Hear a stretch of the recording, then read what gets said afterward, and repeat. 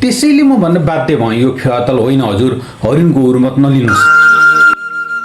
मलाई यो विषयमा बोल्नु नै थिएन किनकि धेरै जिम्मेवार मित्रहरूले यो विषयमा लामो समयदेखि आवाज उठाइरहनु भएको थियो। तर जिम्मेवार निकाय मौन बसिदिँदा अति भयो। एउटा नागरिकको हिसाबले नबोलिरहन सकिएन। त्यसैले म भन्न बाध्य भएँ यो फेवाताल होइन हजुर, हरिणको उर्मत नलिनुहोस्। अलिकति पानी पर्ने बित्तिकै पूर्व पश्चिम राजमार्ग अन्तर्गतको हरिण बजार यसरी तालमा परिणत हुन्छ। सडकको दुवैतर्फ रहेका गहिरा लचकाहरूको उचित निकास नहुँदा सामान्य वर्षाले पनि सडक डुब्छ। यो समस्या नयाँ होइन, समाधान नहुने समस्या पनि होइन। आज हरिणको चर्चा यहाँको विकासका कारण होइन, कथित कृत्रिम तालको कारण भइरहेको छ।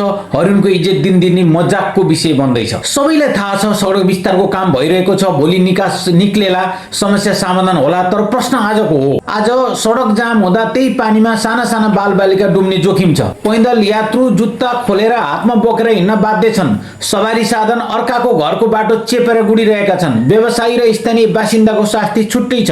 गाडीका चक्काले छ्यापेको धमिलो पानीका छिटाले काममा हिँडेका मान्छे लुगा फोहोर घरै फर्किनु पर्ने बाध्यता छ। हरिवन नगरपालिका र सम्बन्धित निकायसँग मेरो सिधा प्रश्न छ, जनताले जिम्मेवारी दिएर पठाएको यसरी रमिता हेरेर बस्नको लागि मात्र त होइन होला नि हजुर। यदि नगरपालिका आफैले तत्काल निकास दिन सक्दैन भने सम्बन्धित माथिल्लो निकायलाई दबाब दिन र घचघच्याउन पनि सक्छ होला नि। यो दृश्य देख्दा तपाईँ जनप्रतिनिधिहरूलाई अलिकति पनि लज्जा बोध हुँदैन र?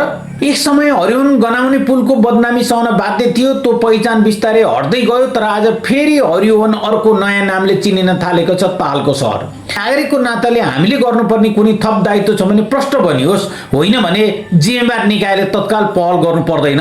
प्रश्नहरू धेरै भइसके, अब उत्तर दिउँ हजुर। नमस्कार, धन्यवाद।